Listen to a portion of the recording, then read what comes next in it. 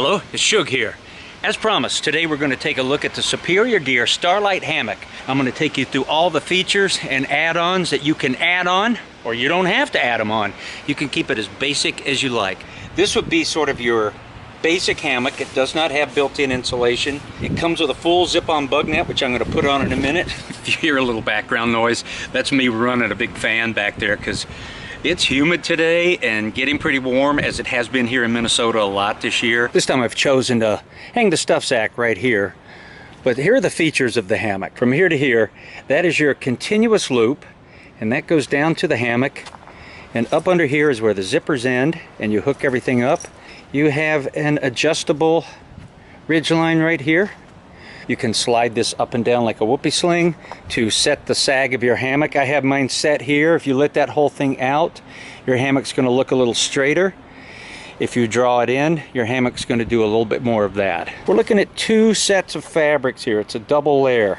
This inside layer is Cloud 71. You can see it's a really translucent see-through fabric. And that is sewn right here. And on the outside, that fabric is an argon like 0.70. Along the sides you have these cam snaps here. And this is where the underquilt snaps on. And we'll look at that in just a little bit. Also, right here you'll look and see we have a pocket between the two layers so I can get my hand in there, and that's where you slip your pad in. And there's a little small one, just kind of enough to get your hand in there and sort of pull your pad up or adjust your pad once it's in there. But that's the basic hammock right there. You can use the stuff sack for the hammock and hang it on your ridge line. Dual purpose. I've got the full bug net right here. So the full bug net is 5.73 ounces, which comes out to 162.5 grams. As you reach up under here, and you're going to find the end of your zipper, and you just get that in, start zipping that. Make sure it's over your ridge line. You're going to take this little hook right here. You're going to hook that into that piece of elastic I was talking about right here. That's right there. So that's just going to help everything. Can you see that? I hope so. That's going to help everything stay tight and closed. All right, now we're all zipped up on both ends. They meet right here in the middle and zip just like that.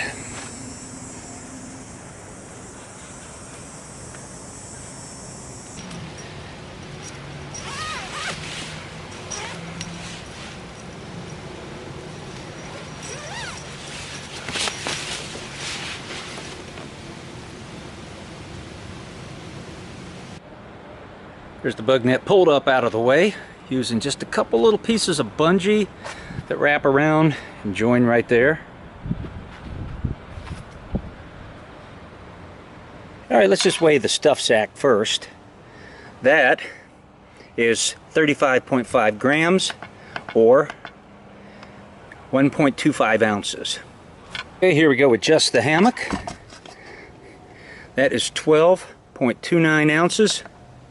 And that would be 348.5 grams. So here's the hammock, the bug net, and the stuff sack all together. Pretty small, and it'll still compress a little bit. Now keep in mind, I don't have a suspension in here because you're probably going to use your own choice of suspension.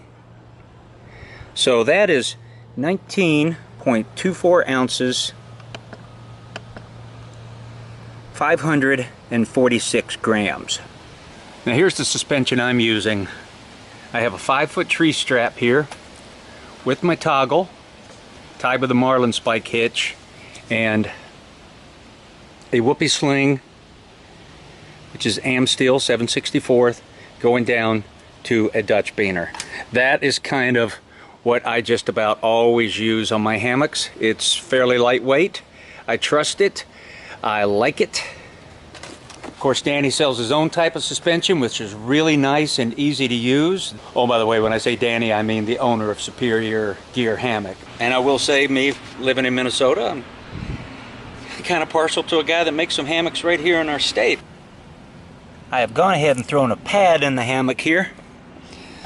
This is one of my REI insulated pads. I think you can see that in there. It's a gray pad, so it's against this gray bottom, but that's laying in there, and because I lay with my head to the right, I have my pad scooched way to the right here, and then I push it so my feet are to the left. It can be a little tricky getting a pad and wrangling it into a double layer hammock. With this one, the openings are a little smaller than most, so I put the pad in there, lightly inflated, and then inflate it while it's in there. At least I did with this pad. With a closed cell foam pad, you could just sort of roll it up and shove it in, get your arm in there and put it where you want. Usually takes a couple of tries, lay in it, see how it feels, get out, tweak it, lay in it. Of course, you could just lay your pad inside the hammock too, but you got this option, and this is probably what a lot of very new people are going to do, because everybody that gets a hammock starts with a pad. Once they realize they go out camping with no insulation and get cold on their back and buttocks at about midnight, 2 in the morning. Pad on out of here. Get an underquilt hooked on. Alright, so the version I have right here, which is the Elite Starlite, which is the ultra lightweight one with lighter weight fabrics, will support a body weight of 300 pounds. But your standard Starlite will support a weight of 400 pounds. So now we're going to go ahead and hook up my big, full-length, 45-degree underquilt. So I have the suspension off the end right here, alright, with a little hook. And another thing, you can actually use this as a top quilt too, bundle it all together and use it. So what I'm going to do is take this little hook right here and hook it to my hammock suspension. So we're just going to take that little hook, we're just going to hook that right there. And I'm going to run down to the other end and hook that one up. So right here on the hammock, I have these 2 double snaps side by side, and I have the ones that will match them right here on the underquilt. And I snap those together, and I know everything's going to line up great. So now I just go along and start snapping these together. Only takes a second, and this way I know my underquilt is going to be adjusted just right under me. And then I just go on down and finish snapping those and snap them on the other side, and I'm set. Get in, and you're done, man. I don't have to reach out and tug it up. So now what I want to do is I want to create a gap there, because let's say you're using this underquilt and it's 80 degrees when you go to sleep at night and you're hot. So the way to vent this is just to do this. You're going to take your underquilt suspension and just undo it. All right, and now it's hanging way open.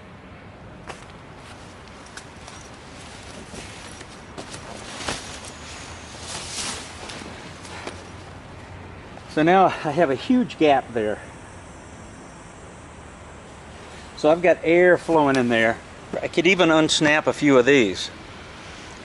And my underquilt is still hanging, because at a certain point in the night I might get cold, start feeling the cool.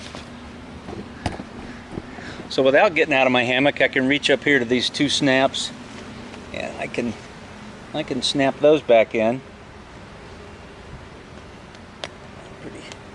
Pretty easy. That's the first time I ever done that. So now I've undone the bungees on both ends. So I have a nice big gap in there. These are dangling free. That's much better hanging open. And if I'm still just too hot, I could do something like that. Oh. So that's your little looky-see at the Superior Gear Starlite Hammock. There's the brand new cocoon option, which is brand new, and I'm looking forward to checking that out this winter just to add a little bit more to my top quilt. And you know, you get so much down going on in the winter, it's kind of nice just to have something to hold your top quilt in, and you can kind of maybe even use that as a little bit of a cover, which maybe I would do for a while because I like to read in the winter sometime and my hand gets cold. I think the strength of this hammock is the attachment of the underquilt. It's just going to save some people that are struggling a lot of trouble. All secure in Sector 7. Woo, buddy!